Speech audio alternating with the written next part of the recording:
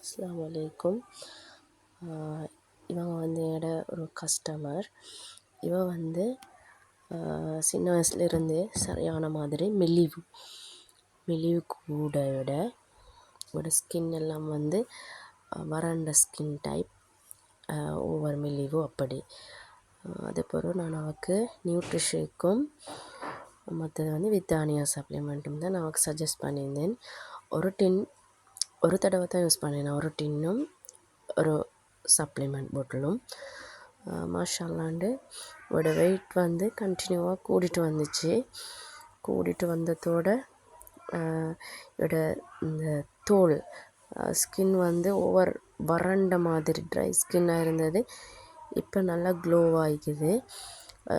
மாஷால்லாண்டு வெயிட்டும் போட்டு ஃபேஸ் எல்லாம் சதை வச்சு நல்லா ஹைக்கிறா இப்போ மாஷால்லாண்டு.